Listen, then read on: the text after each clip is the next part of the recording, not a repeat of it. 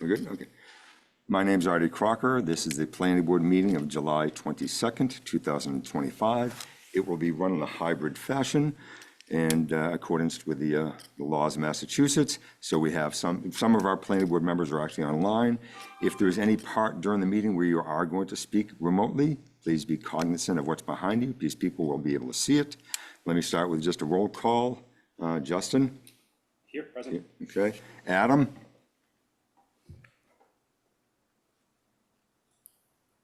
Adam, you here? Or can you hear us? I can hear you fine. Can you hear me okay? Yeah, I hear you now. Eric? Present. And Natasha? Oh, she's not there yet. Okay, well, Natasha should be here soon. Okay, well, we'll start up. So the first thing on the agenda is a decision for the Wingate property. Is there anything we need to know about this and going through it, Lee? No, it's just basically, this is an approval decision, basically approving the changes that they asked for, which was the addition of the electrical vehicles, parking spaces, the introduction of the dog park, and the introduction of the Bosch Court. And you've heard this, and so this is basically an approval of that decision. Okay. Is there any discussion? Justin, do you have any? I have no comment, so it's fine with the. Adam, any comments? I have some motions to make when you're ready, Mr. Chair. Okay, Eric, do you have any comments? No comment. I do not believe I can vote on this matter as I was not present for the presentation. Okay. Correct. And to the point, Mr. Chair, you might note that the signature block on this actually requires Natasha. And if she's not present, we should probably bounce on wait. this. Yeah, we're gonna have to wait on this one. Okay, so let's, still Natasha. Okay, let's go on to the next one. This is the 1471 Highland Ave, the decision on that one, Central Ave, excuse me, 1407 Central Avenue decision. I read through it. It's looked quite good to me. I liked it. Lee, is anything you can think of yourself coming up on this one? No, I mean, this is basically an approval of the Jack Cogswell building with the conditions that the planning board had asked to have included. DPW has looked at the draft decision, and they're okay with it as it's currently presented to you. Yeah, I found it extremely detailed, so thank you, Lee. Appreciate that. Justin, do you have any comments? No, this is, we did have the comment that spoke about the chair's meeting with regards to the traffic and that sort of stuff. Yes, Yeah, that was added. It was that, okay. in That the was event added. that there's a thought problem I in was the looking- future, that you could Yes. that you Oh, I could see that. Yes, that Yeah, you that could was added. re-examine it. Yeah, that was added. The wrong page. Adam, do you have any comments? Adam, we can't hear you. Can't hear me at all? Yes, you can hear, we can hear you now, Adam, yes. Adam, do you have any comments? No. Okay, Eric? Mr. Chair, I do not have any comments. Okay, Natasha, this is the decision on, what, 1407 Central Ave. Do you have any comments on that decision? No, I don't have any comments. Thank you. Adam, did you want to make a motion? Mr. Chair, I move that we grant the relief requested in the application as presented in our decision, and then I'll subsequently have a motion to accept the decision as drafted, but with more specificity. But for now, the motion is to Grant the relief. grant the requested relief. We have someone to second that. Second. Okay, any discussion? Hearing none. Justin? Aye. Eric? Aye. Adam?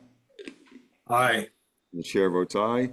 Now your second There's motion, Adam? Natasha. Oh, I'm sorry, Aye. Natasha. Aye. You're here. Right, you're here. Yes, sorry.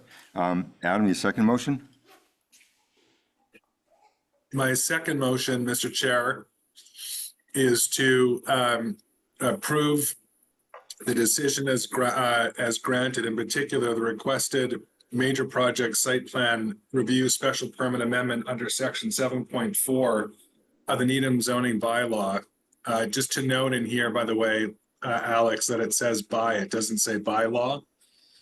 And section 4.2 of major project site plan review special permit number 2013-02 dated April 2, 2013, amended June 10, 2014, July 8, 2014, January 20, 2015, May 6, 2015, January 26, 2016, July 19, 2016, and as previously amended, and significant change on September 15, 2020, further amended on September 20, 2022. And two, the requested special permit under section 5.1.1.5 of the bylaw to waive strict adherence to the requirements of section 5.1.3, parking plan and design requirements, specifically sections 5.1.3A, 5.1.3K, 5.1.31, and 5.1.3N, subject to the plan modifications, conditions, and limitations as contained within our decision before us tonight, with a slight modification to include the word law next to by on this page. Second. So we have a second on that one. Any discussion at all? Hearing none. Justin? Aye. Eric? Aye. Natasha? Aye. Adam? Aye. The chair votes aye, so that's dispensed with.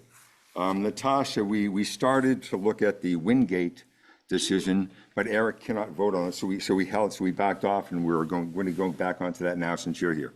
So let's get back onto the Wingate decision.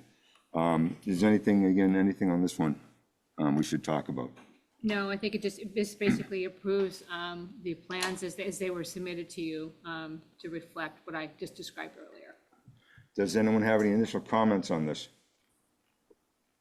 Before we make a motion? Any questions, comments? No, I don't have any.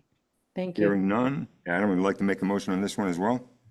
Move, Mr. Chair, that we approve the requested relief as more specifically identified in the decision. Justin, you want a second? Second. You have a Second. second? What was that, Natasha? I seconded also, but it does, Justin Okay. went for me. So any comments at all? Hearing none. Justin? Aye. Adam? Aye. Natasha? Aye. Chair votes aye, and Eric, as you stated, you were not here for that, so that passes. Adam, your next motion?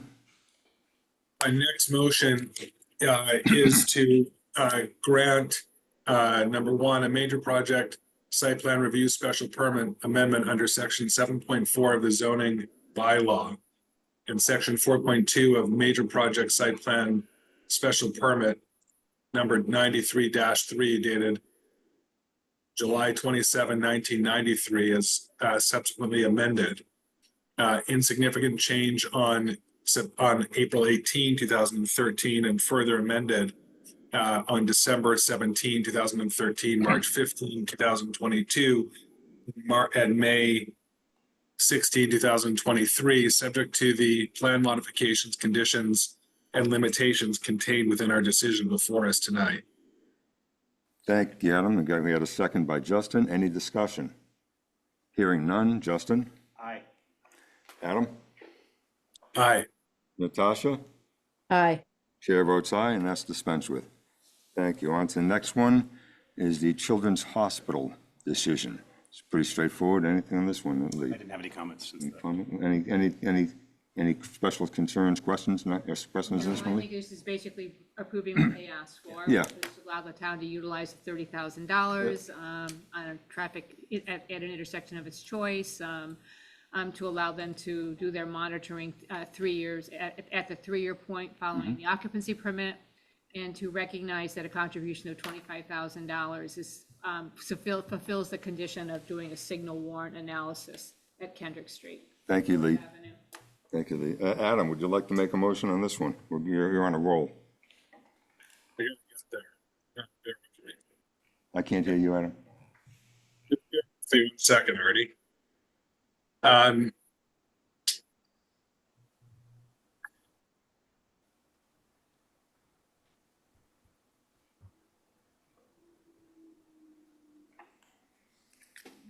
Move that we grant the requested relief contained in the amended decision with respect to application number 2012-07 dated July 2025, and specifically the requested relief, which includes a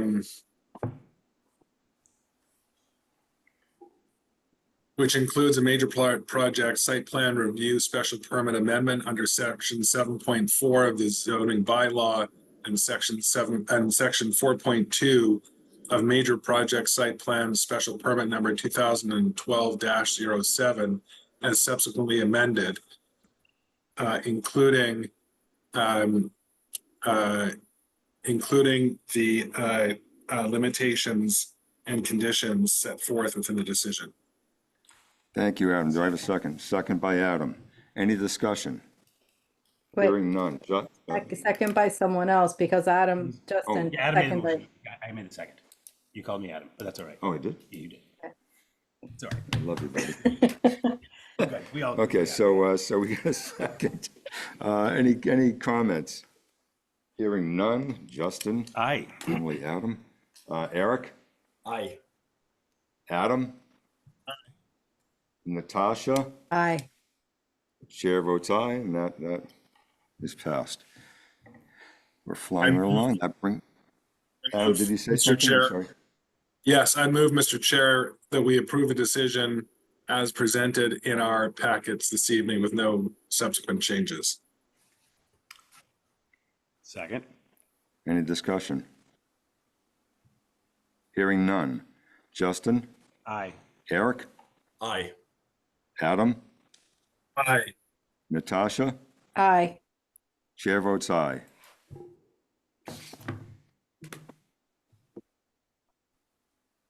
That brings us to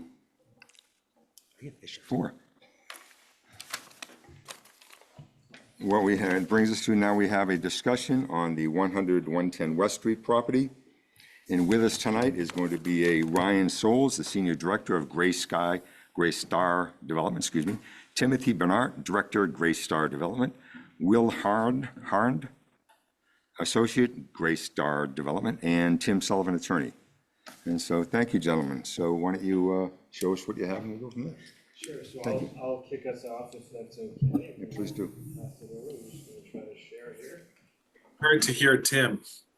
It's hard to hear me? Yeah, that's better. Bring it right up. Okay. Is that any better? Yes. Okay, great. So thank you. For the record, Tim Sullivan, Goulston and Stores, here regarding 100 West. So thank you for having us in on an informal basis to talk about the project. So as we all know, Welltower is the owner of the site. They're generally in the senior living, senior communities business. So they have an agreement with Gray Star, and Gray Star's in their diligence process. A significant multifamily developer, in light of the MBTA communities.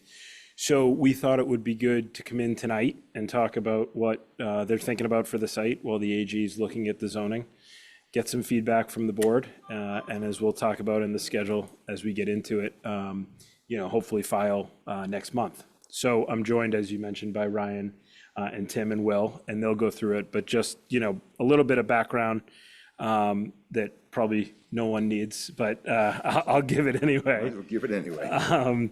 So 100 West has been a site that has been and is underutilized. I think if you get coffee at Starbucks or go to Trader Joe's, you see it, it's empty. It's been slated for development for a while. For a number of reasons that hasn't come to be, but it was included in the MBTA process, which everyone, especially Natasha, knows very well. Many public meetings, many public workshops, lots of public comment, public hearings, draft zoning, 2 town meetings. The 100 West zoning was the same in both of them. The zoning allows for an as-of-right program or special permit program. I think what you'll see, or I know what you'll see tonight, is that we're looking at the as-of-right. So you're talking about 3 stories, the same curb cuts, all the setbacks compliant, 189 units, 189 parking spaces, the amenity spaces where we talked about through the public process, some setbacks in the buildings that sort of break that long facade. So all of the things over the, many, many months that the public brought are reflected in this plan. But we wanted to come in and talk to you, introduce you to Greystar, introduce you to the project, get some feedback, and we're hoping to file next month. So wanted to use the time while the AG is looking at it. So with that little bit of background, I'll pass it over to Ryan. Yeah, Ryan Souls, Senior Director of Development with Greystar. Thanks for having us here tonight. We'd start with an introduction of who Greystar is, just to give some familiarity. And then Tim's going to walk through, as Tim Sullivan started mentioning, the zoning conformant plan, how we, our initial site plan starting to evolve and fit within that zoning framework that was put in place by, or is in process with the MBTA compliant zoning. So we have a short slide deck here, and then obviously available for questions or comments. Greystar, we are a local development team, but with the support of a national and really global private real estate company behind us. Greystar is the largest operator of multifamily residential buildings in the country. We're also one of the largest developers and contractors as well. We'll dive into the team a little bit and what that means. But we bring kind of an institutional scale, but like I said, with a local execution team. This team in front of you is the development team that really just focuses on the greater Boston area and works on development projects within that area. So next slide, we have an overview of our team. Over the past 8 years or so, we've developed 16 projects in the region, totaling 4,700 apartment homes and 1.5 million square feet of commercial space as well. We also manage 70 plus communities and over 19,000 units within the greater Boston area. We typically manage projects that are 100 plus units, what we call institutional scale. We do so on behalf of third-party clients as well as own and develop properties ourselves. So you can see some representative projects here of similar kind of scale in surrounding suburban communities. Our first time in Needham, so happy to be here. Welcome aboard.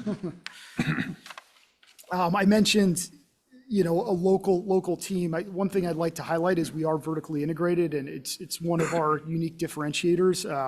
It will be the Greystar Boston team that's the development team that's in front of you through, pre-construction, through construction, and through operations and asset management. Our construction team, will be working with the building department. Greystar is the general contractor. Our operations team will take over operations. Matt DeNoble's our asset manager, a Needham resident, or former, grew up in Needham. And, we'll oversee the asset, once it's delivered and complete. So there'll always be a Greystar, affiliate name. These are all people that sit in the office with us every day, through planning, through construction, and through operation of the asset long term. I'm going to pass it over to Tim here to, we have the existing condition slide, but start, kind of working through some of our initial thoughts on the site. Yeah, thanks, Ryan. I know Tim kind of highlighted a few of the existing conditions, but it's about 190,000 square feet, 3-story building, L-shaped. Parking is primarily in the back. There is a small garage, and then there's some parking on the side. I think it goes without saying the facade is very long here. It's kind of relentless. It's almost 650 square feet all the way down. Actually, we'll kind of jump to the next slide here. We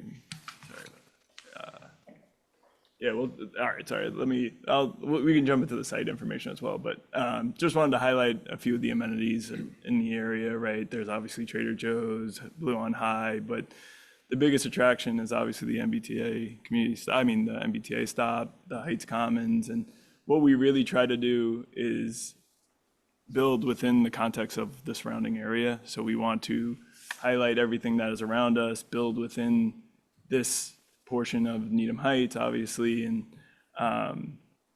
jump to the next slide. So this is kind of the site plan that we came up with. It's 189 units, 15% studios, 40% one beds, 35% two beds, 10% three beds. There are 189 parking spaces, surface parked for a 1-to-1 ratio. It's going to be 3-story wood frame construction.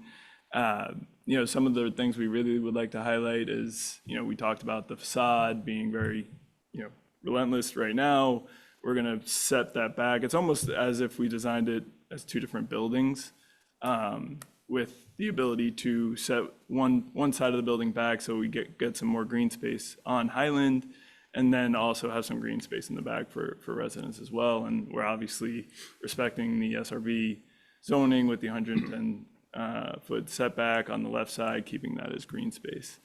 One of the things that we wanted to highlight, and we previously discussed, is direct access units on Highland and West Street. We think this is a really great way to activate Highland and also integrate with the surrounding amenities that we touched on the Excuse me last for a second, you're saying direct access to West Street as well.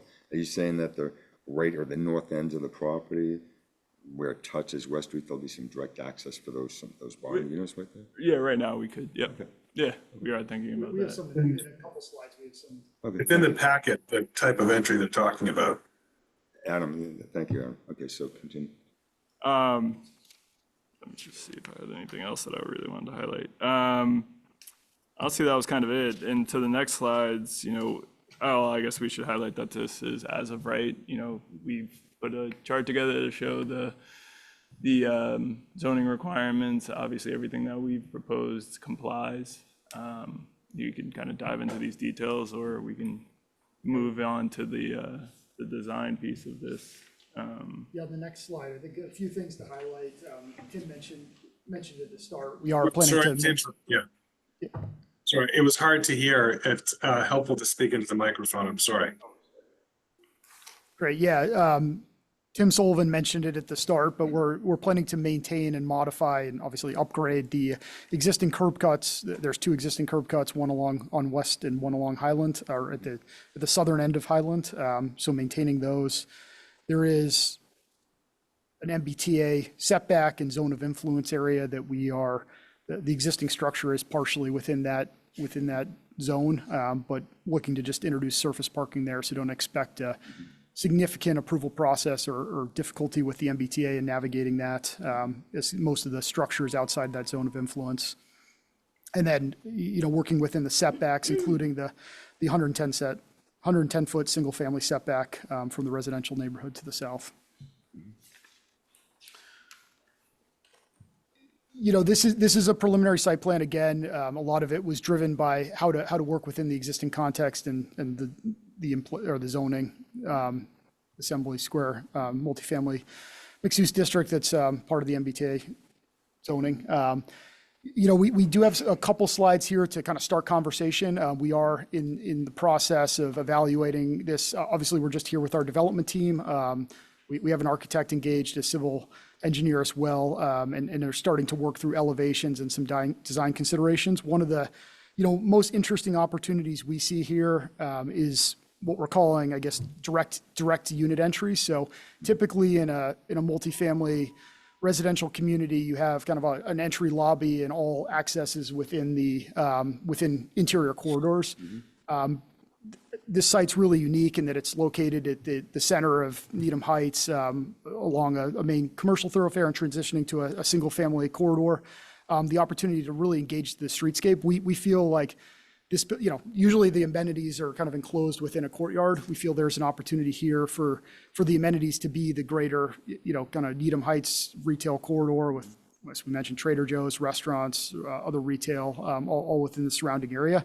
And one way we given the scale of this project to really draw that out and become more integrated into the neighborhood is with direct unit entry. So they would still have these units would still have access via the corridor as well, but they'd have a front door along Highland and potentially along West as well, and maybe even on the backside on some of the interior courtyards. And you can see some of the scale envisioning here that our architect did put together. So we've kind of discussed and tried to draw out this concept of having them almost look like townhomes and really create that more urban scale that transitions to a more single family neighborhood context, and directly approachable. And this is something that isn't common in multifamily development in this area, but just given the unique characteristic of the site, we think something that will be well received by residents and also hopefully contribute to the vitality of the community and really making the residential building, multifamily community part of the community.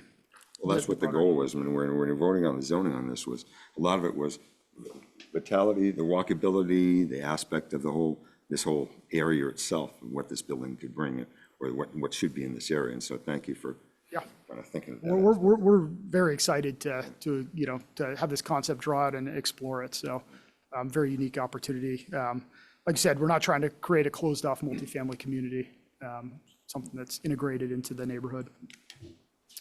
The next slide, we have some conceptual courtyard programming as well. Again, this is just precedent imagery to really draw out what we're thinking for some of these courtyards that the I guess the two U-shaped kind of components of the building really form, and creating. The first courtyard is located on Highland Avenue. We view that more as a public-facing courtyard. Obviously, will benefit the residents as well, but something that is a aesthetic attribute and potentially something that adds to the kind of streetscape overall along Highland Ave. And then the back courtyard would probably be more residential facing, but programmed with seating, with grills, awnings, amenities that residents could use. And separately, there is within the single family residential setback, there is a decent sized park area as well. I think we're open to conversation about what the community and what members of the planning board think would benefit there. I think there's an opportunity to make it, not only an amenity for residents, but also amenity for the surrounding community, and just create a buffer and a kind of transition in scale down from the commercial corridor of Needham Heights into the residential neighborhood and make that a little more smooth. So, yeah. The courtyard one on Highland Ave, was that, I'll use the phrase, was that going to be a functional courtyard or more for just a visual buffer? I would say more visually oriented. It is narrow, but there would be seating there if you went to Starbucks across the way. We tried. There is obviously a public square across West Street as well. We tried, not to introduce another one that is a very usable space, but some seating, bench seating, other things where you could grab a Starbucks and maybe sit there with a tree canopy or something else. Would some of the direct access be out into that courtyard then? Yes, correct. Thank you. Yep. That's the vision right now. Thank you. So that's, we just wanted to put some visuals to start drawing out concepts. This will be further developed by our architect as we put together our site plan application and go through the design review process and all those things. But, just to get the conversation going and get feedback, wanted to introduce some preliminary concepts there. And then there's one last presentation slide here on overall timing that I think Tim's going to hit. Yeah, I can touch on this. Lee, I know this was a question, you wanted us to address when we came in. We're excited that this is hopefully the first, if not one of the first MBTA zoning projects under the new zoning. So we want to get in soon. We're waiting for the AG. Obviously, the AG did their pre-review of the zoning, so we're hopefully that will come soon, and would like to submit next month for site plan approval and spend September, October, November going through the process. Getting the town comments, meeting with the board, getting the board comments, design review board, in hopes to start construction in January. So that's the timeline in a nutshell. Pretty straightforward, and I personally think this could be a really good example for the state, with the MBTA communities. This site was talked about a lot, as we know, during the process, and the project is right along the lines of what was talked about. So that's the overall summary. We're available for questions and comments, and thank you. Tim. Hey, Natasha, let me go to you first. Do you have any questions on this? Oh, I guess I have a couple of questions. But just in general, I just wanted to say that I think the entry units coming in, the articulation of the streets, the outdoor amenities are all great. As you mentioned, there's going to be community outreach, which will be really important because the site is, a pretty important site. So all of that will be necessary. But I just wanted to tell you, just in general, the appreciation for the thoughtfulness of the introduction of the project. A couple of questions. Any environmental goals for the project? I know it's wood framed. Are there opportunities for passive house or any environmental or sustainable features? Yeah, with the new stretch energy code, there's two main compliance pathways, either passive house or an alternative certification. But yes, we would design the project. So I think at a baseline, we're already hitting some of the highest standards of sustainability with Passive House has been our compliance path to date for recent projects that have been within the new stretch energy code. So that, yeah, that involves continuous insulation, triple pane glass, really high performing building envelopes. So definitely a key component we're looking at. It's for kind of, so I think there's a really nice baseline there, and some of you all may be familiar with what that baseline is or less familiar. Happy to dive into it more. We continue to explore, and as technology improves, other sustainability efforts or initiatives or resiliency initiatives. We always try to balance affordability to residents, versus the cost of some of those measures. So always a balancing act. But things like being solar ready for future conversion, or there's vendors that operate in a space that can kind of provide the sustainable measures, like alternative energy at a kind of cost neutral basis, so it doesn't add to residential residents' rent and costs. Hopefully that provides some good color, but something we continue to, evaluate and explore. Great, yeah, and there are grant opportunities for some of those things also, so thank you. One other question is, I saw that most, the length of the site has a lot of the parking, but where is the back of house? Like, where will you have trash and generators or anything related to that? Have you thought of that yet? I'm not sure if you have or not, but I just wanted to bring it up because just Some to of it- understand. I unshared you just so we could see each other for discussion, but feel free to reshare and unshare. Okay, Just like to see other people when we're sure. chatting. Why don't I just share the site plan so that it's a little easier to Loading dock. Yeah, there's a loading dock, right? As we were saying earlier, it's kind of like two buildings and that connecting piece. There's a loading dock right in the back there. And so it will be, all the trash and everything will be interior to the building? Kind of the dumpsters and all of that? Yeah, that's typically what we do. Right here. This, I should mention, but this building will have a full-time management staff as well as maintenance staff. So typically they'll roll the trash out full on trash day or when the trash service comes, and recycling service. So yeah, usually an interior. Don't even need a loading dock for them to pull up to. Typically, they're large dumpsters that we collect and That you bring to a roll out. centralized room and then roll them out. Okay, and then just a quick question. So right on the opposite side, on the street side here, is that an entrance or is that the connector? Is that the entrance to the building? That's To meant to the be units? the primary residential entrance, and current concept is to have the amenities kind of in that central area on the ground floor. So you walk in, there's the management office, the amenities, and then it connects to both buildings, kind of at the middle point of the two U-shaped buildings. Yeah, that will be an activated courtyard as well. Yeah, it will be active, good, right. Okay, great. And then my last question is, right now that the entire facade is tree lined, right? And so on the other side of the street, there's also trees. Were you considering adding some trees to continue kind of the tree line of that street, or?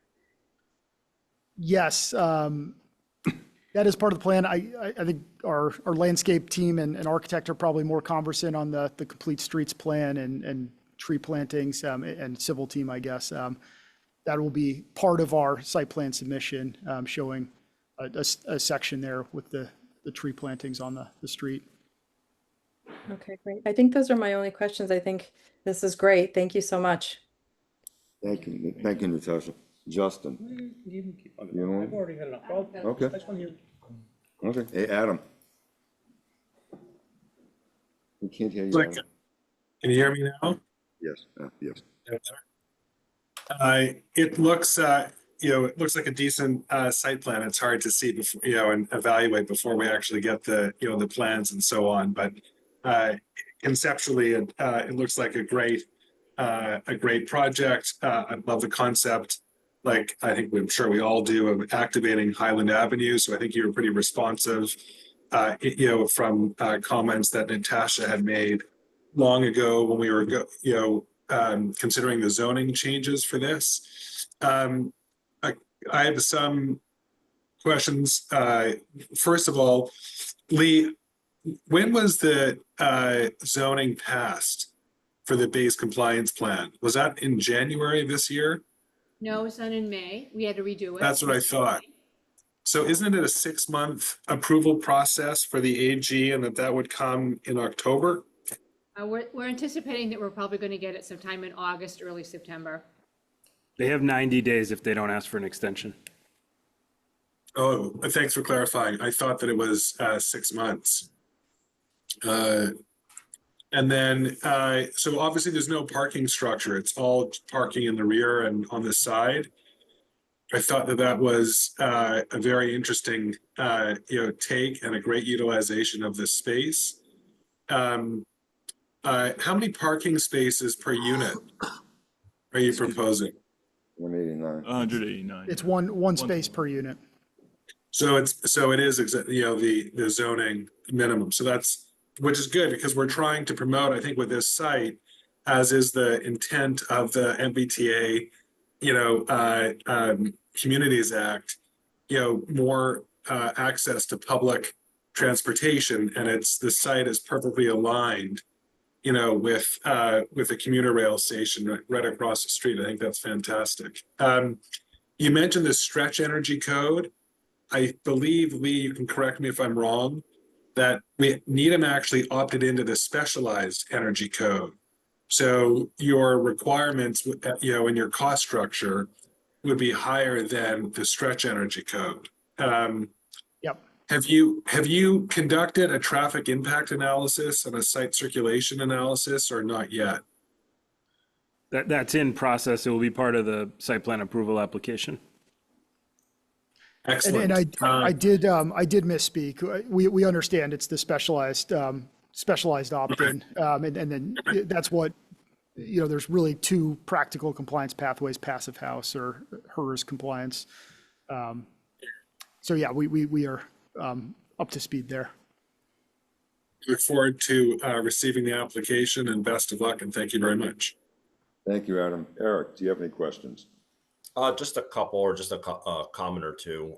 First, thank you for the presentation. I echo my fellow board members for the thoughtfulness and the thoroughness of the presentation. I certainly look forward to the more detailed site plan when it's ready. A question about just like preliminary for ingress and egress from the site. Are you imagining full left turn, right turn in and out, both all along Highland as well as on West? And I asked just, if for folks that are used to the traffic on West, the new stop sign on Hillside and West, there can be a lot of backup and congestion, bottlenecking there. And if it's something that you've considered. It is something that we're actively reviewing as part of the traffic. Right now, the existing curb cuts, modifying the existing curb cuts, we've at a baseline assumed existing conditions, which is ingress and egress both directions for both access points. Preliminary traffic feedback suggests that may not be required, but we'll, I think through that traffic analysis and also through coordination with the MBTA in the zone of influence, we'll further advance that conversation. Okay, great. And then I just want to echo Natasha's comment about the landscaping. As you mentioned, the current building has this brutal facade, but the one thing it does have in its favor is some of that landscaping buffer. Doesn't look great, but it is a buffer. And I saw in some of the renderings that I used as examples, having some of that landscaping right in front of the building certainly detracts from having sort of this just concrete sort of jungle right in front of the building. So I would echo Natasha on that point, but thank you again for coming in the presentation. Look forward to seeing what's next. Thank you. Thank you, Eric. Justin? Yeah, thank you for coming in and the presentation. I think it is in spirit of the MBTA Communities Act. I do like the design. I like the amenities, and I think a lot of the amenities that were brought in from public comment and they were integrated into design. Obviously, we'd love to see them integrated into the actual site plan submission. Rather than conceptual, but we'll see how that plays out. I do really like the first floor entry. I think that for the first floor units, whether that's on 3 sides or in the courtyards, and then obviously on the front and west, I think that definitely opens up the building into the neighborhood. I think that's a it's a wonderful design aspect. I do like the landscaping and taking as much opportunity with green space as possible. And the preservation of the curb cuts rather than trying to cut in and creating new ones. I did have a question, or more of a comment. The town is also going through a parallel process of a quiet zone for the MBTA, which does have some nuance with 4 quad gates on West Street, and so there may need to be additional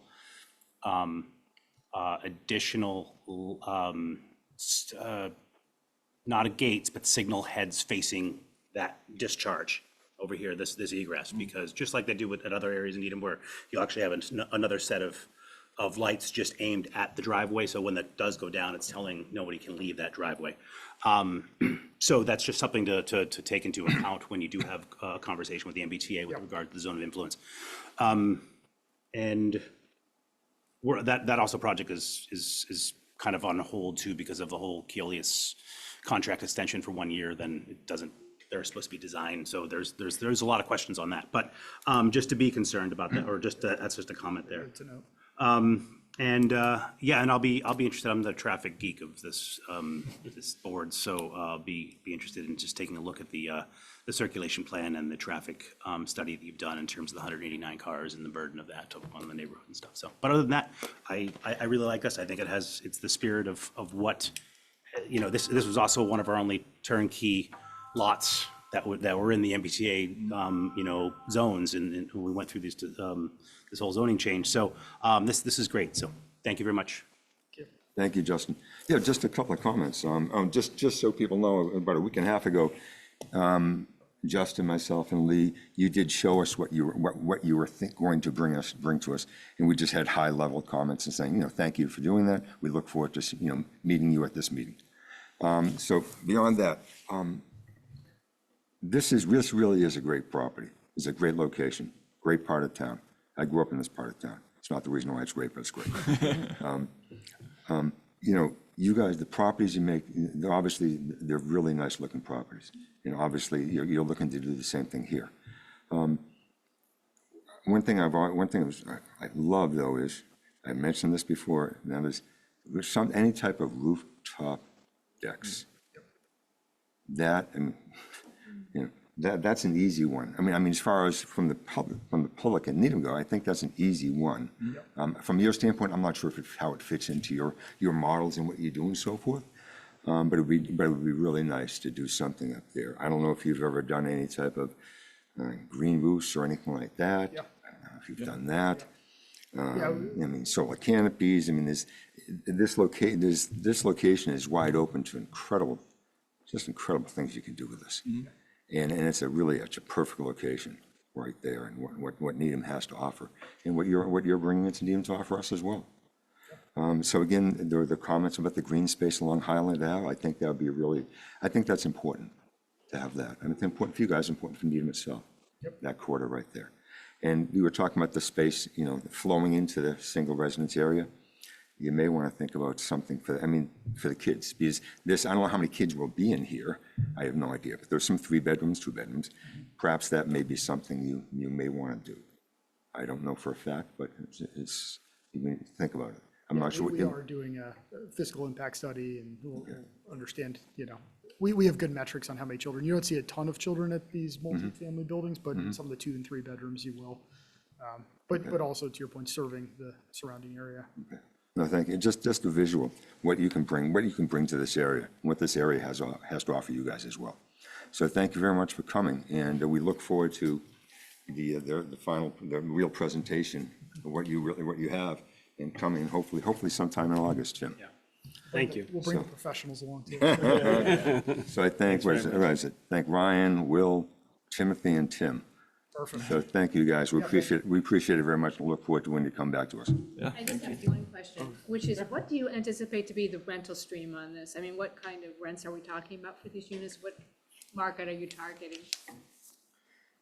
It's really people that live in and around the surrounding community. There's obviously some multifamily rental buildings along the highway, but none in the town center. We see a really diverse demographic in locations like this. It includes, you know, young professionals that are working in the surrounding area, maybe have a tie to Needham, empty nesters that are downsizing from homes and everywhere in between. So really a broad mix. We mentioned the mix between studios, 1s, 2s, and 3s, and you know, by nature, those unit types target different demographic segments in more detail, but it really is a kind of, you know, some apartment communities in the city will see a lot of 25 to 35 renters, but here it's really a mix, you know, all the way from some graduate students, young professionals, young families, all the way through empty nesters and retirees that are kind of looking for a turnkey product or a transition into, you know, from a larger single family home. So what, yeah, I guess maybe, so I was really curious, like what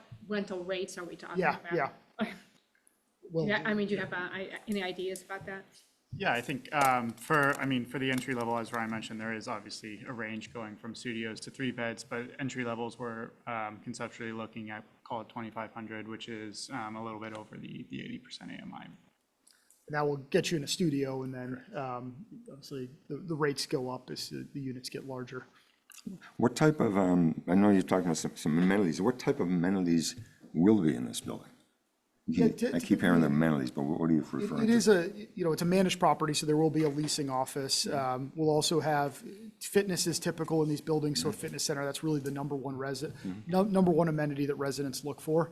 And then lounge space, this is a little bit more of a boutique building, so yeah. Lounge space, work from home space, usually it's all centered around a central lounge that maybe has some games or other things. Mailroom and Well, yeah, and A pool, any internal pool? we don't have a pool right now, not internal. You know, we don't see a huge demand in this region for the pool, given the short season and the natural amenities that we have with beaches and lakes in the area. So less common here. But yeah, you know, outdoor amenities typically include like lounge areas, grills. Not everybody has a balcony, so having centralized grilling stations and kind of outdoor eating stations, maybe lawn games, the bocce or something like that.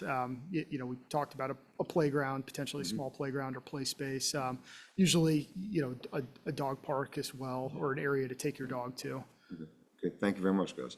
Again, look forward to you guys coming back in about a little over a month or so. Yeah. Great, Thanks, guys. we do too. Thank you very Thanks. much. That brings us to 5, our request of a bond release.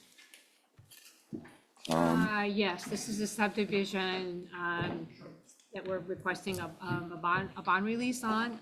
The street's been in, and everything has been inspected by engineering. I think we're holding $195,000. DPW has issued a letter indicating that it's appropriate to release that. We'll still retain an off-street drainage bond for the subdivision, but this is basically for the street and the drainage and the infrastructure.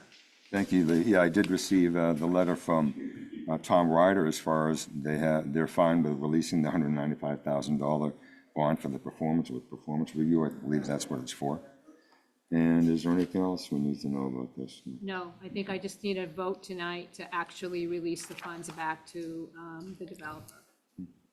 Justin? So moved. Let's see, again, we need to, let me just figure out, hold on to the thing here. To do it, unless Adam wants to do his whole, let me see. Yeah, that I move that we request to release the bond as in the packet for the, let me see, hold on. It'd be for Sunrise. Sunrise Tenride Terrace, yeah, as in the packet, and this would be the bond of $195,000 for release. Okay. Back to the developer. Do I have a second? Adam made the motion. Okay. We didn't have any comments before that. Okay, any comments at all? Pretty straightforward. Come to vote. Justin? Aye. Eric? Eric? He's muted. Eric, you're muted. Eric? Aye. Adam? It's only been 5 years. Can't hear you, Adam, but I saw you mouth the word aye. I'm still seeing you mouth the word aye. Natasha? Aye. And the chair votes aye. We're good. It's funny. Okay, and so that's carried. So the only thing we have left is Minutes and reports, I think. minutes. Okay, yeah, so the minutes. Has anyone, I've read through the minutes, has anyone, let's see what the first minutes are. Chair, 1 second. Where is it? I'm sorry, 1 second, 1 second now. Where are they? Where'd they go? Where'd they go? Where'd they go? Can't hear you, Adam. No. Where'd they go? Can't even find them. I can't even find them now. Really? Oh, now when you say really, we can. That's the only thing I heard you say. I can't hear Every you. time he talks, it takes about 20 seconds for us to hear him. It's like audio, like a video mute, audio mute. I don't know. Okay. So I believe the first set of minutes is for June 3rd, I believe. Correct. Do we have any comments on the June 3rd minutes? I have a comment, Yes, unless someone Natasha. else has one. Natasha. On page 3 of the meeting, wait, 4, sorry. It was when I was speaking about the parking spaces with no garage. Down 1, 2, 3, 4, 5, 6, 7, 8 or so. Hold on. What page? The said page 4. page, My page is on. the second paragraph, where I'm saying that, When Mrs. Spada noted that there are, right. So in the middle of it, she commented the scale, okay. That she commented the scale of the housing is more in tune with the rest of it, and she appreciates that. Okay. It says the park was a 7,000 square foot amenity. So I think that is the lot adjacent to the development, right? There's like a part of a lot that's divided by the street. Yes. That one, I just, instead of the park, it would just be the lot was in last iteration was a park. That was a 7,000 square foot amenity. And I asked if there was an opportunity for this to be brought back and to be part of the community space. It just says the park and it doesn't say where it is. So I was wondering if we could. It's a lot that's located, I forgot the name of the street that comes down there. Right. Because it's not the jogging trail or the park on the site, it's the adjacent piece. Oh. Does that make sense? Yes, I know what you're talking about. It's basically it's at the intersection of Gould and I forgot the name of the street. oh, it's on the other side of the driveway. It's on the right. It's on the other side of the driveway, so I don't Yeah, want it yeah, to that's be right. about the lot, I just want to make sure that that piece that is part of the larger lot that it's brought back how they had it before. No, they're not by Gould. This is Gould. But no, it's the park, it's the access that's coming out of TV Place, I think it's called. Yeah. It is. Oh, TV place, yeah. By Yeah, TV exactly. Place where that comes out to And Gould. then it'd be on the right. There was a proposed park that was going to be placed at TV Place and Gould Street. it's part of the development. So it should say the proposed park by TV Place. Can you hear me? At the intersection of Gould Street and TV Place at the site driveway. I don't know exactly what you mean. Yeah, well, Was it's the this- north side. Right, was a 7,000 square foot amenity, which is in the previous proposal. She asked, and then the next sentence is fine. She asked if there's an opportunity for this to be part of the community space, to continue to be part of the community space. I just want the language, the proposed park. At the intersection of Gould and TV Place, as shown on the previous Muzzy property proposal, Sure. I think that works. having an area of approximately 7,000 square feet. Maybe she noted that location. Then she asked if there was an opportunity for this park to be part of the community. To space. continue continue to be Yeah, part to of be the community continued. space. To be part.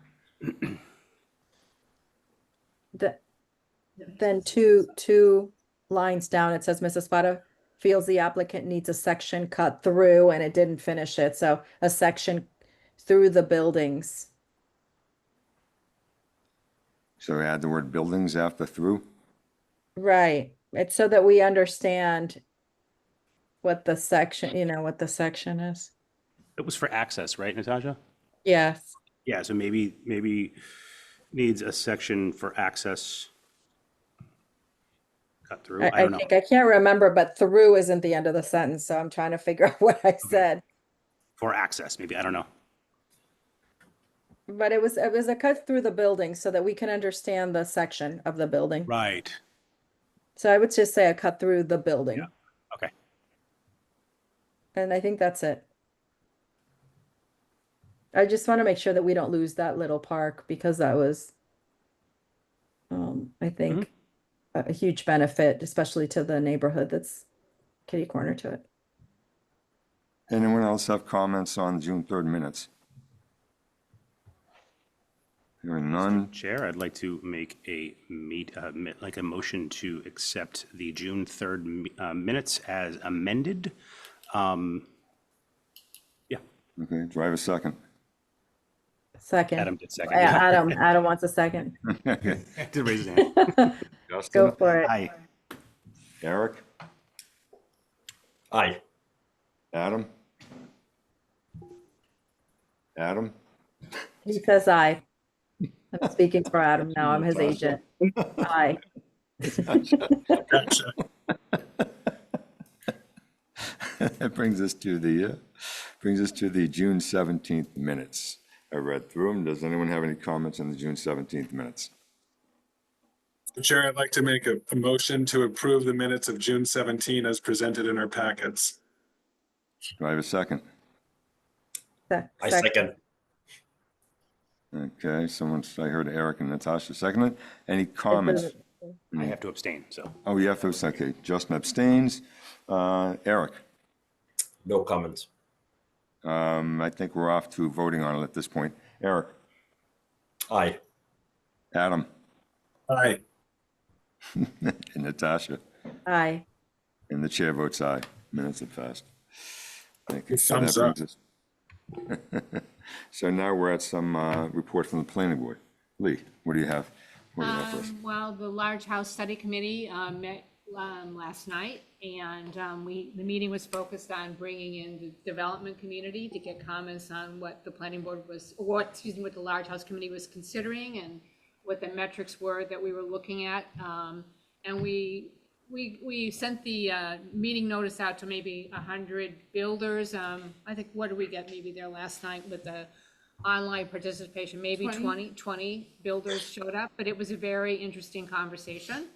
I think some of the feedback that we got, I think we heard that probably in the large houses that are being built, I think the primary space that they're concerned about probably is the first floor, second floor, basement. Attic is a space that's kind of utilized, but I don't know that it was necessarily essential to their marketing efforts. We kind of heard that. One interesting we heard about on value, Adam, was there was a sentiment or expression that the values may basically stabilize or for initially, but then maybe continue their upward trend. That they thought that the market was strong enough that what you would see is that the price per square foot would go up as the size of the house went down, and you wouldn't see a huge change actually in values, which is kind of interesting to hear. Spoke about that before, which is antithetical, to the purpose and outcome, of the goal. So Right. it's still a $2.5 million house. It's just smaller. Right. Well, the goal was never an affordable housing goal per se, although it'd be nice to have somewhere to have some starter homes that are left for people to be able to buy and keep as starter homes, but affordability was never the main focus on this. It was just the bulk of the houses and what can be done to keep the neighborhoods a little bit more intact. A question for the board, just to follow up on something you said. And Lee, I don't know if this is appropriate, so if it's not, you can rule me out of order. One of the things that we had talked about a while ago, to Artie's point about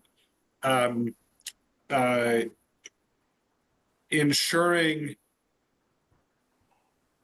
like some kind of a downsize or new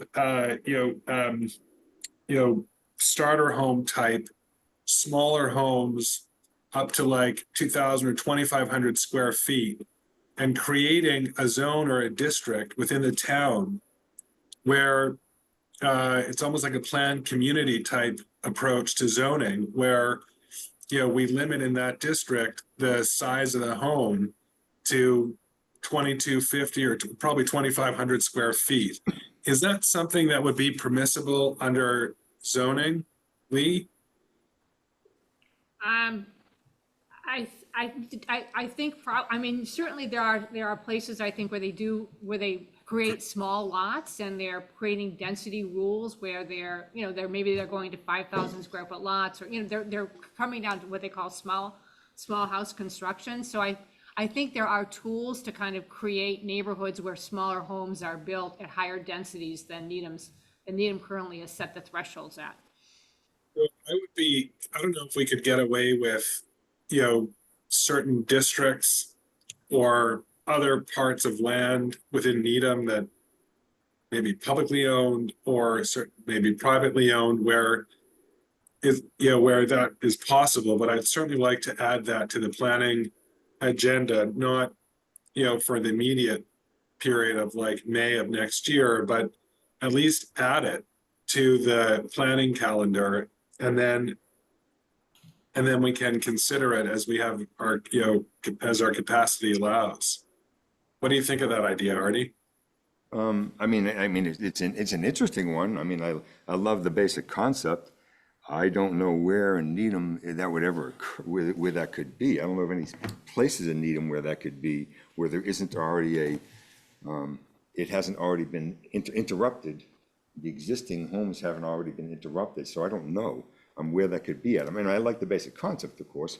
For example, Wexford could be something down Wexford where there's some limitation put on if there's, mixed use of housing and businesses down there. That's not exactly what you're referring to, of course. Well, actually, what's interesting about what you're saying, and I agree with, it's like any existing single family lot in, certainly in SRB, the economics, like it doesn't make sense to not, even if a house is not in great shape, to knock down a 3,000 square foot home or a 1,000 square foot home. Given that the cost of the dirt's about $1 million, the cost of construction may be $500 a square foot, and that the economics don't make sense to turn around, and build a 2,000 square foot lot. I think what we could do is make certain areas of SRB smaller lots, so you could subdivide lots and have smaller buildings. So instead of a 10,000 square foot lot, maybe it's a 3,000 square foot lot with like 5-foot setbacks, maybe a little more in the front for a car or something. And then to your point, which is interesting, is like, look at, as we're talking about unlocking the Charles, coming up as one of our goals, there could be a mix of density that we could explore where there is, multifamily programming. But like you're saying, because there's so much acreage there, Artie, that maybe we allow, an acre and a half of, 3,000 square foot lots with, 2,500 square foot, single family homes. I think everything's worth exploring down there until we know what doesn't work and what does work. Because on a plan, as a planned development, the economics can work for a builder because they're not just building one foundation at a time. They might get 25 units and it might work. That was my thought. I think down there you start to leave pretty much everything on the table. Then you mold it and you see what's going to work down there. So, I like the basic idea, Adam. So, thank you. Any other thoughts? I would say also, we've started work with the modular firm that we hired, RDV, is the architecture firm we've hired.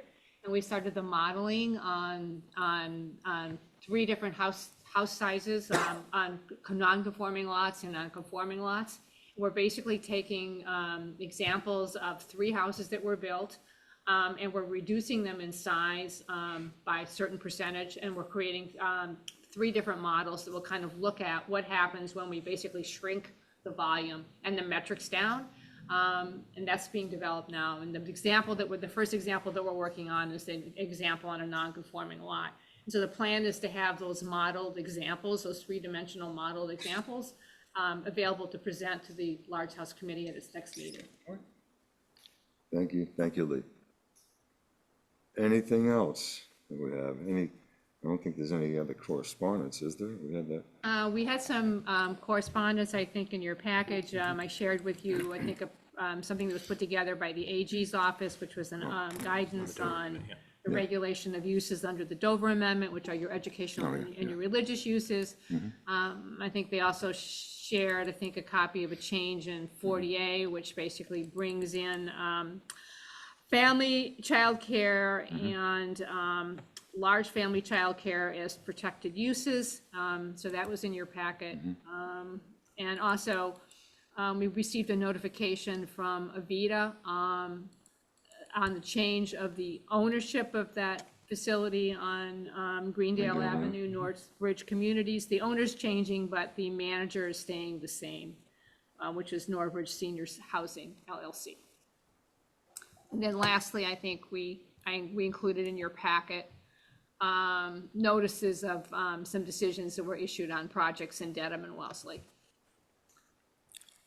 Thank you, Lee. Yeah, it was interesting on the Dover Amendment things. It was talking about here are eight categories, and you can use one of the categories. It's talking about how you can adjust or what you can look at as far as what changes. And so it's interesting. It'll be interesting to see how that will factor into any other Dover Amendment project that comes into this town, of what we will or won't be able to do, or what we want to do in the first place.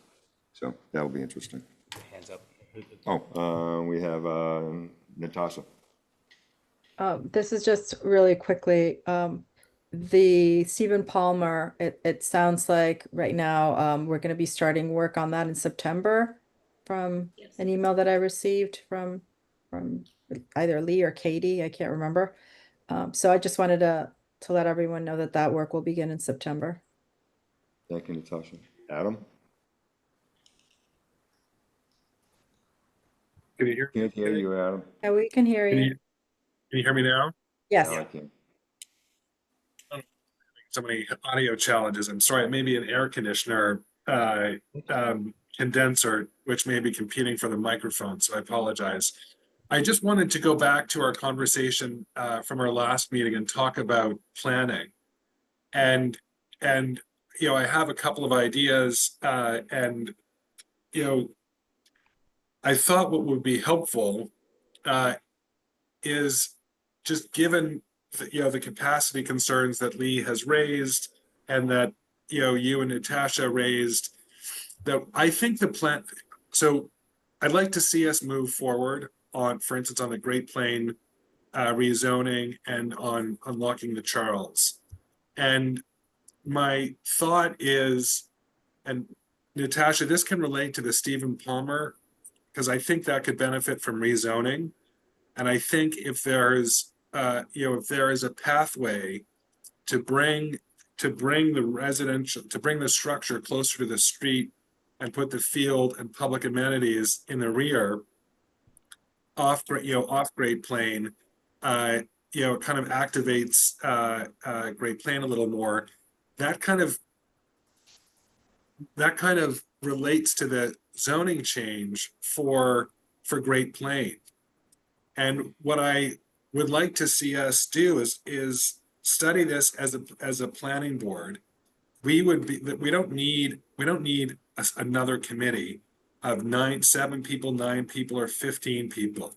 I think that we could take 20 minutes, maybe 30, but 20 minutes a meeting to talk about this, 30 minutes at most a meeting to talk about unlocking the Charles. We can look at we won't do it all in one night. We would take little bites out of this between now, December, and January. We would have, we would study it. And the process would be, we'd look at the existing zoning. we would bring in not everyone all in one night, but we'd bring in, perhaps neighborhood association groups. We'd bring in developers, we'd bring in property owners, landlords and tenants, and, really understand, what, zoning from their perspective, what could be beneficial. And then I think what we could do is ourselves, put together a zoning framework that we could consider, refine, discuss, debate, get into it, and then present, we'd work with Lee and others to actually write the zoning, which I think we could do. We have enough skill on the board to be able to do that. And use a work back plan from either May of next year or October of next year. And I think we could accomplish, two really meaningful zoning bylaw changes in a very efficient manner while we have, while we're dealing with, these other issues and other planning activities in the background that would require less capacity and demand from planning staff. I would propose that we bring in, in both accounts, the select board and members of FinCom, so everybody's aware of what's happening. Any of us could appear and get some time on the select board's agenda and FinCom's agenda, at multiple stages along the process. We would have multiple community meetings, we'd have public hearings, we would have proper notices. And I think that we can preserve the transparent process that of course we need, I don't take for granted. And yet, still be able to produce some significant zoning reform, which I think is needed. We tried and got close with Muzzy, but the actual permitting process of 10 months, we totally missed the market, which is unfortunate. And that could be a significant, and it will be a significant economic driver when it does actually come into production. And the same is true with, unlocking the Charles. And the longer we wait and the longer it takes, again, the more we're going to miss the market at the time when we're dealing with significant infrastructural improvement costs, significant education costs. And also, I think that we know Great Plain Avenue, there are sites that are, that are immediately, ready to turn. And I think that there is, we can take some bite-sized pieces and produce some significant, significant zoning reform to benefit the town in a fairly efficient manner. What on the related to the square, Adam, I know I like the basic concept that you're talking about, or the drive of trying to do something. What are the you say multiple sites that are ready to turn? What are the multiple sites in Great Plain? Stephen Palmer, and on Great Plain, I'm referring to Stephen Palmer Building and Greens Field and 888 Great Plain, which we've known for several years has been ready to turn. And, there's been some turn already closer to Linden Street near the post office with a new development there. And some of the larger commercial buildings that have multiple tenants, that's not going to turn in a day. Like, CVS would probably have a significant lease remaining. I just knowing the market, it's not practical, economically viable to buy out remaining terms. The pharmacy just moved into that building at the corner of Highland and Great Plain, or Chestnut and Great Plain. So I don't think that building's going to turn over tomorrow. But it is possible that some of the other buildings, once the zoning is in place, could activate.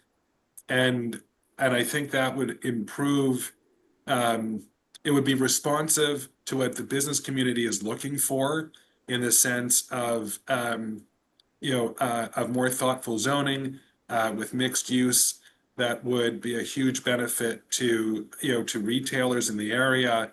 And also, Natasha's committee, and responsive to some of the, the concerns and feedback that Natasha received, in dealing with the MBTA zoning and in the earliest phase when they chose not to deal with that downtown, but recognizing the significant contribution that that area can make if it was revitalized.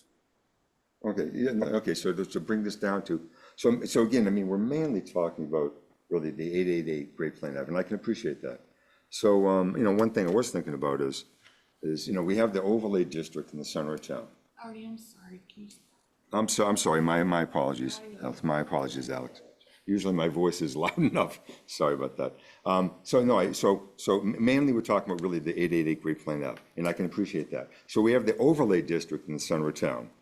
So is this something where if we brought, because in the overlay district isn't just with that spot there, it's pretty much the whole center of town. Is this something where if we brought in the consultant can come in and take a look at this and tell us what makes some logical sense of what we should change and where it could be expanded? Should we have overlay A and overlay B in the immediate area? Adam, just so you know, there's some weird delay when you start talking, speaking. I'm not sure what it is, Adam, but I can't hear the first 5 seconds or something like that. So they will talk No, we can hear you. We can hear you. It might be in the room. I think it's in the room, but yeah, but just keep on going. So, so Artie, that's a good point. In fact, we actually have two overlay districts. We have the overlay A and the overlay B in the center business district. And the challenge that I have is, first of all, getting a consultant goes, either we have to go through grant funding or get special dispensation and financing. That process itself can take 6 months or a year or more. And I don't think that we need to hire a consultant to tell us what to do. I think we're the planning board, we're the elected policymakers. I think that we have enough skill and expertise, as a board with staff to be able to look at the market and understand what the existing conditions are and what good policy is. We could engage as we get a little deeper in the process. I think it would make sense that we would hire out for, a traffic impact analysis when we got something a little farther in the process. And, we know that can take a couple of months to organize, having to put that out to, to public tender. We include that in the work back schedule. So we know that it's timed, to arrive at an appropriate time for public consultation. And I think that we may need, we'd want to also engage a consultant for a fiscal impact analysis. It's not just 888 Great Plain. It is for Great Plain and including the Stephen Palmer. And if we do this right, Artie, that could really be a huge benefit to the committee that Natasha's working on. Looking at options, for Stephen Palmer. Adam, I just want to make sure that you understand kind of what the committee is going to be doing on Stephen Palmer and what the scope of work actually is for that committee. I mean, Steve, the purpose of the whole Stephen Palmer committee, of course, is to look at the Stephen Palmer building, whether or not it makes sense to retain it, or whether the building really needs to go. And then it's basically to look at reuse options, but those reuse options are not going to be confined to just the property where Stephen Palmer is. It's going to involve really kind of probably looking at Greensfield, decisions about whether or not the building should stay on one end of the field or the other end of the field. But that process is going to be a very public process, and that process is going to lead to a series of recommendations. And if the recommendation is, of course, to move to do some kind of commercial development along Great Plain Avenue, well, then the zoning would have to be changed to implement that. But that process is kind of going to look at that block that you're interested in. That's already been created. That's what's going to start in September, to look at that block through a public process with recommendations about what that land use profile ought to look like coming out in the spring. So that piece of work is going It's forward. already ongoing and it's already Really funded. ongoing, and there's a public structure with a consultant that's been selected to engage that process. So your committee is going to be having the public process, looking at the possibility of changes, and then recommend something back to the planning board? It's gonna be a recommendation. I think that's gonna go to, probably to the select board, and the planning board, of course, will be part of that. And then if there are zoning, and then if depending upon what recommendation the community adopts, then any necessary zoning that would need to be done to implement those recommendations would be happening. And what type of timeline are we talking about for that, Lee? We're talking the about the spring. recommendations coming out in the spring. I'm in the spring, okay. Okay, so we have recommendations then. So, I mean, okay, Adam? Thanks, Ernie. So I'm aware of that committee. You know, Natasha's talked about it, you've talked about it, and it's helpful to hear the scope, and it dovetails, it aligns with what I'm talking about, because regardless of Stephen Palmer having that underlying zoning, that's, that would be improved zoning, I think would be beneficial, and the committee would factor that in. If the committee thinks that there are additional changes that they may want to propose at a subsequent time, that's fine. If we get this timed properly, I think that it could, it's not going to hurt, the Stephen Palmer effort, and it would be a net benefit at the end in the process. So Adam, my thought is that we already have a consultant that's going to be on it, that's going to be visualizing some of these things for us. I think I understand what you're saying about wanting to push some other things, especially things that are low-hanging fruit kind of thing. I would probably not spend as much time on Stephen Palmer because we already have a consultant on that one. I would spend time, but hold on, let me just finish. I would spend time on the ones that don't have a consultant on them yet, that are low-hanging fruit, until we get information from Stephen Palmer, and then we can discuss it as the planning board, right? I understand what you're saying. I'm not looking to isolate either 888 Great Plain, and I'm not advocating to isolate Stephen, the property where Stephen Palmer and Greens Field is. I'm talking about doing, a length of Great Plain from roughly, look at it from Warren to Linden Street. And, the process that's unfolding with Stephen Palmer will have its own life cycle. But just because one is happening doesn't mean we don't do the other. So what I'd like to do is to make a motion that the planning board take up the examination and study of rezoning Great Plain Avenue from Warren Street to Linden Street. Well, I mean, I think before this is going forward, I mean, we have the Stephen Palmer thing. If that's coming into play, there's gonna have to be some integration in with what they're proposing then and what thoughts we have. And whether we go, I don't know about all the way going to Warren, I don't know, but I mean, I think it has to be integrated in. So any possibility of anything coming to next May doesn't exist. So That's not gonna happen. So two things. One, I don't know that that's true. And two, I just made a motion.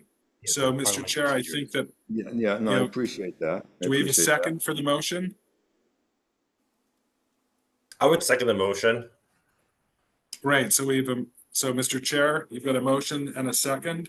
And now the comments was, I think we should spend our time, and because of the Stephen Palmer integration, I think we should spend our time, and if we're going to look at the center of town, number one, not just Great Plain Ave, and certainly not necessarily Linden to all the way to Great Plain, because we have an overlay district. And the overlay district isn't just in that segment. The overlay district is going around down to Chapel Street as well. So it's something, if we're going to look at this, we look at the overlay district and what expansion or changes can take place in the overlay district. And plus the fact that we have to integrate into what's going to happen with Stephen Palmer. And we're not going to know anything in that until sometime later in the spring. So I'd rather spend our time on the planning board, maybe at Wexford Street. Let's spend our time in Wexford Street trying to figure out something there to make some changes there, because that has no effect on what's going on with the Stephen Palmer building. Yes, I feel like Stephen Palmer building has become kind of a red herring in the discussion. The Stephen Palmer building is one parcel, and I think Adam's point I'm not going to read your mind, Adam, and this is a complaint that I've heard throughout town, is just that, you know, a lot of these committees don't talk to each other. And I think the purpose of sort of bringing up Stephen Palmer was because part of this plan to relook at zoning in the central business district, which I would say is a very important topic for a lot of people, especially coming out of this, you know, the Envision discussions, is one that we really ought to act on fast. We're hearing from a lot of business personally. There's just a high demand, high need to revitalize the center, to bring in more foot traffic, to think how we can do things differently. And I'm not sure it's one that we necessarily need to wait a year for the Stephen Palmer parcel, because that's just one portion of sort of the central business district. And I think I still think we can work in tandem with the work that the Stephen Palmer Committee is doing and what's happening in there. And it shouldn't be sort of one or the other. There's no reason that we can't work on this on parallel tracks. Justin?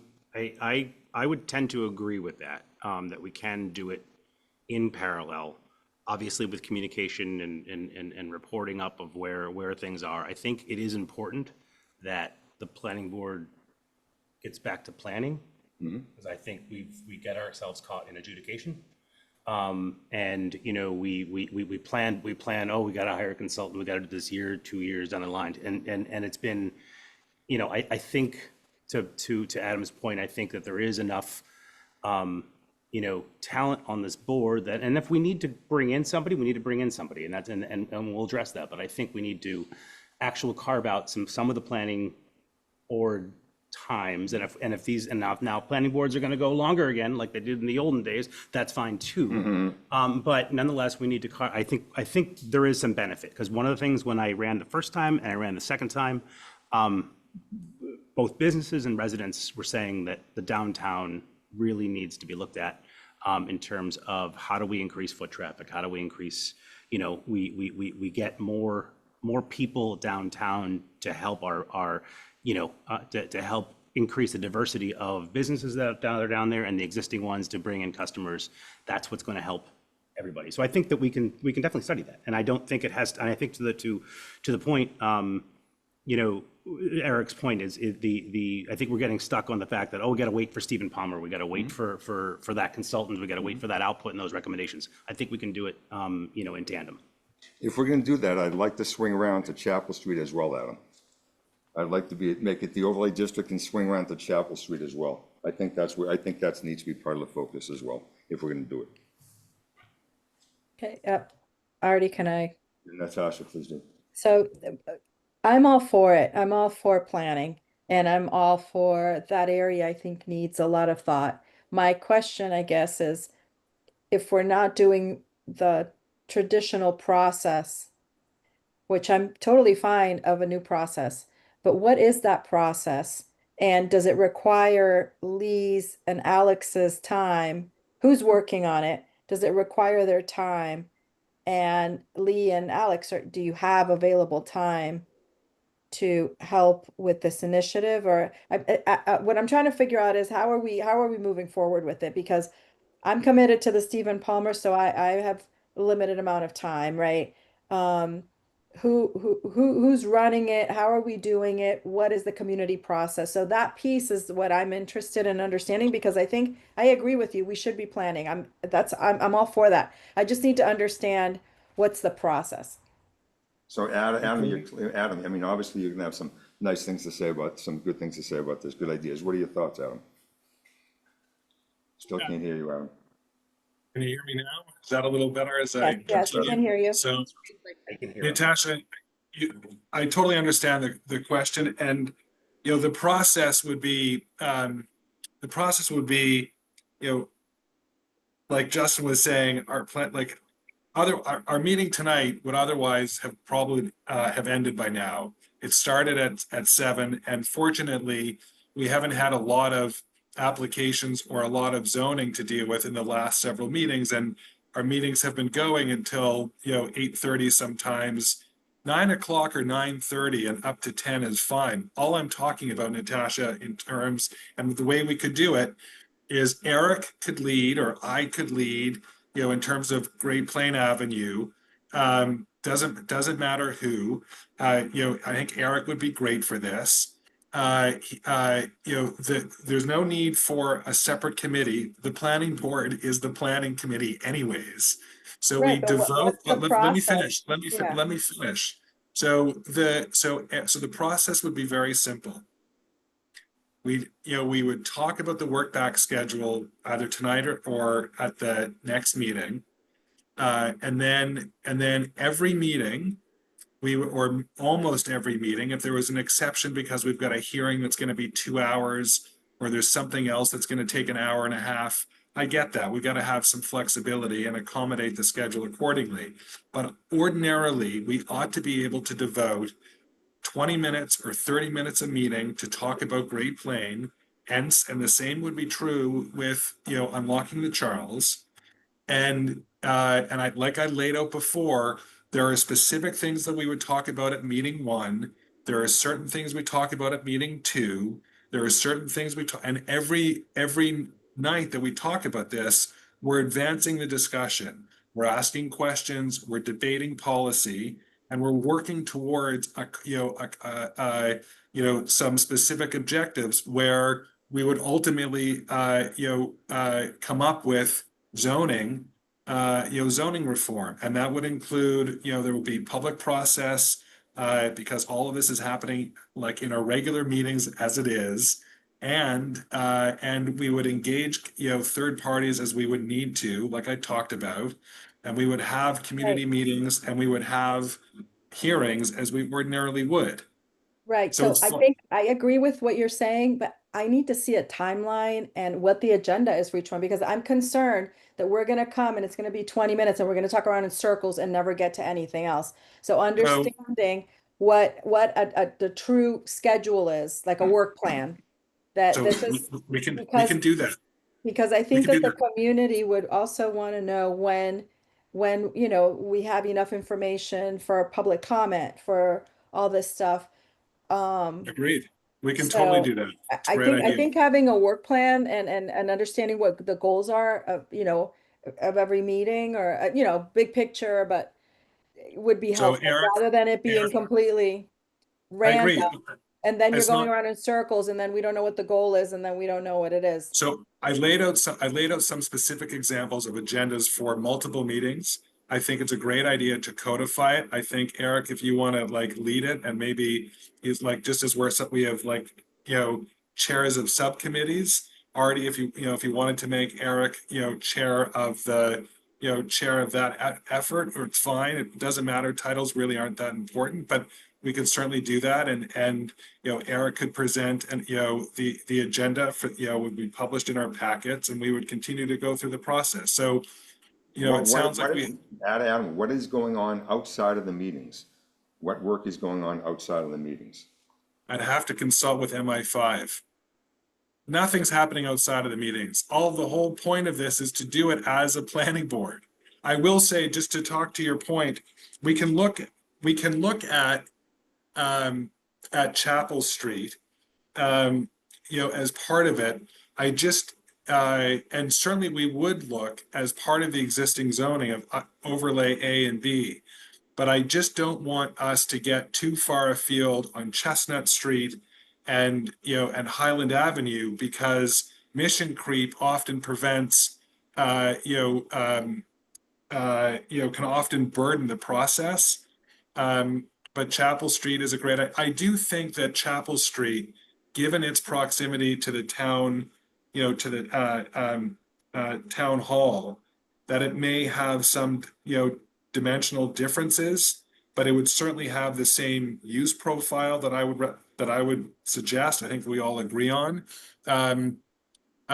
So we can look at and include Chapel, but I wouldn't want to yet. I'd want to just get this main thing done, and then we can pick up, Chestnut Street. We can pick up Highland Avenue, as we go. But I think that we start with this, and I'm open to looking at Chapel Street as well. So I think it sounds like we have some. You're talking mission creep is also going all the way to Warren Street. That could be considered mission Mission Creek, Well, I think, going all the way over to Warren Street. Artie, I think that should be part of the work plan is setting the boundaries, right? Maybe that's the first thing that we do.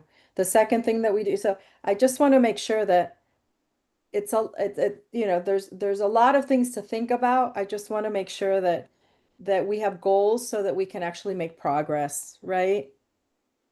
Yeah, I think having goals is a great idea. I So- think we can make the progress. And if you know what the goals are, then you prepare for the goals, right? Maybe that day, you look at the zoning map before the meeting so that we make it efficient. Because again, I think Love we it. need to come prepared, but we need to know what each meeting is about. And We then can do once that. we get to a certain point, I feel, and Lee, during Muzzy, when I was brought in as a consultant before I was on the planning board, it felt like the process didn't engage the community as much. There were some things that were going on, and I feel that we want to make sure that the community feels engaged at all the right times so that this is fruitful, right? Because otherwise, we're gonna do all this work and then it'll be stopped and maybe not as appreciated by by the community because they don't feel like they're part of it. So I think a work plan would be great with goals that we could prepare for so that we're ready to move this forward. So I think, Mr. Chair, we have a motion and we've had discussion. Would you like to entertain a vote? I would like to amend the motion to include going down Chapel Street to at least Chapel going by the town hall. I'm not interested in just Linden Street to Warren Street. Well, I think, but I think, Mr. Chair, I think we were talking about having the first meeting is understanding what the boundaries are, looking and seeing what the zoning is, right? Yes, but the motion was to study a specific location. Okay, so maybe should it be about So that's a studying? friendly, that's a You're making friendly an amendment, You amendment. have to have a second. So you have to see who's going to second that amendment. We can consider that. That's a friendly amendment. I second that. Okay, thank you. Okay, so any further discussion? No further discussion. Justin? Aye. Eric? Aye. Adam? Aye. Natasha? Aye. And I vote aye. Awesome. Mr. Chair, Yes, Adam? I'd like to I'd like to see I move that the planning board adopt the same approach in consideration of unlocking the Charles and specifically the area between the highway and the Charles River from Highland Avenue to Central Avenue to consider rezoning at a subsequent town meeting, and that we would follow the same process, which to Natasha's point would include, community access, community participation, like I've always mentioned, and, public hearings. We would engage consultants if and when we needed to do that work. Do I have a second? Second. Any comments? Hearing none. Justin? Aye. Eric? Aye. Adam? Aye. Natasha? Aye. Chair votes aye. Thank you, Adam. Thank you very much. Any other business that we have right now? Anything? I have nothing, no. Okay, do I have a motion to adjourn? So moved. So moved. Second. Alex, we've signed, do you have documents coming out or everyone signed them? Well, Adam's gonna come in next week. Okay, thank you. Okay, meeting is adjourned. Thank you, everyone, appreciate it. Thank you. Sorry, we need to take a vote. Aye. Aye. Eric? Aye. Aye. Adam's gone. I vote aye. Thank you. You have